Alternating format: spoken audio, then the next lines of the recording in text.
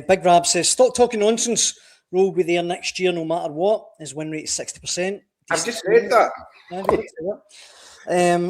Kieran, though, says they've spent a fortune, well more than Celtic and Hearts. He should be well clear.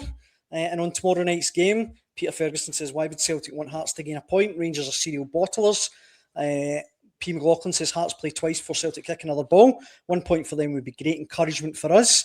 Marzuno says anything but a Hearts win, but a point for Hearts can make all the difference to them. And this one, McInnes says, if Hearts win tomorrow, I think we win the title. Which is a big shout with some big games still to come.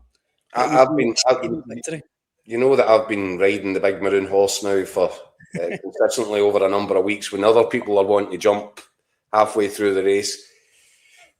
I must admit, for the first time, I'm starting to look at Celtic coming up in the rails and I'm going, it's just, is this fated? Is this old Martin O'Neill fairy tale meant to end in a certain way? Because on what the evidence of your own eyes, you're looking at it, you're saying, they're just not anywhere near championship winning material. Again, you saw more evidence of it today.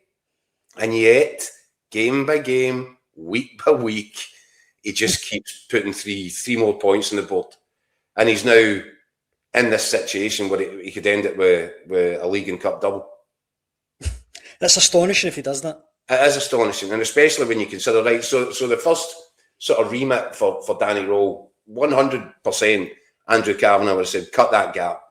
You don't need to win the league title this year. I don't think that would have been a realistic demand, but cut the gap, make the gap smaller, show signs that you know, we're going in the right direction. And he has done that, there's no question, because they're right in Celtic's rear view mirror going into this final kind of furlong. Sorry, I'm mixing my analogies horribly there. But the point being that, yeah, Wilfred Nonsi was in the driver's seat, spent a whole month in reverse. So what part has that played in this gap closing?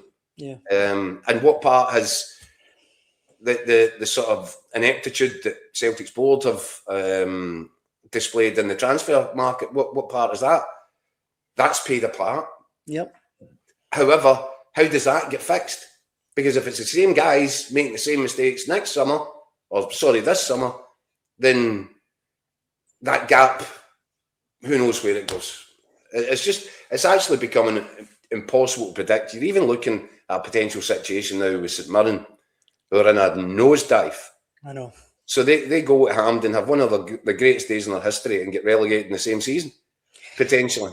That would be, crazy. So this is the strangest season that I can remember. And I think it will probably get more bizarre before it's over. Rebel wants to know if you've got a fly tenner on Celtic, now that you see them coming up the rear. Coming up the rear? Coming up the rear. No, I don't. I'm not a betting man anyway. Of course. Listen, I'm a fear. So I'm on the big maroon horse, and I feel my saddle getting a wee bit slippy. Yes, and I'm looking over just to see there's another one that I might possibly be able to jump on. Yeah, possibly. Peter says Keith's back in Celtic. It's the curse no one wants to hear. That's a fair point. Well, look, that pretty much. In fact, I'll put up the results from the weekend. You mentioned there St Mirren 1-0 defeated Dundee. Kelly, big win for them over Dundee United. But not unexpected. And Falkirk as well, beating Motherwell. Yeah. Falkirk have had Motherwell's number this season, like big time.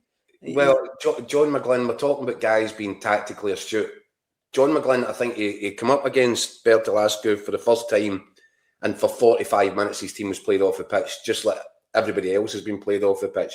John McGlynn changed Falkirk's entire system in a half-time interval to make them more difficult for Motherwell to play against. Yeah. And he's kept to that all the way through. Yep. That's good management. That's experienced management. That's the sort of issue that I'm talking about when, you know, I would need to be convinced that Danny Rowe could do something similar. And he's going to have to do it because he's going to have to come up with a system and a selection to keep Rangers in the race tomorrow. And then try and do something similar at Celtic Park. Big asks. Well, I mean, we'll be back tomorrow night with a slightly later show. Obviously, it's a 5:30 kickoff. I think we'll be on air about 8 o'clock, Keith, if that's okay. Not quite a pyjama party, but it's getting there. No, but 8 o'clock is very civilised. That's no problem. Aye, that's all right. How do you see it going? I think because look, I can't sit here and say I have certain misgivings about Danny Rowe, and then say Rangers will win 2-1. I've also backed Hearts consistently. I'm fascinated to see it. My gut tells me that Hearts, with home advantage, and they've been so strong at Tynecastle, I think Hearts will get the result they need, which will be a win. I think it'll be really tight. And I just think that Derek McInnes will have the edge in terms of, on the sidelines, key decisions at key moments. I think I do think that is a real strength that Hearts have got on their side. Don't know how much there is between the two groups of players, which is a massive compliment to Hearts when you consider how much their squad costs compared to the Rangers squad. I don't know if there's massive differences in quality, but again, I have come back to the fact, I think if you look down the spine of that Hearts side, you've got partnerships and pairings that I think compare favourably to either of the Old Firm teams. Yeah, I'd agree with that, definitely. And I think that coupled with home advantage, I'm going to go a 2-1 Hearts win. Your low up, it says 2-1 Rangers, and Peter says it's going to be game of the season. I know we said that a few times, it's going to be a cracker, and it's maybe not worked out that way. I think tomorrow night is going to be an absolute doozy. I think it's going to be brilliant. Do you know what? I've given up predicting.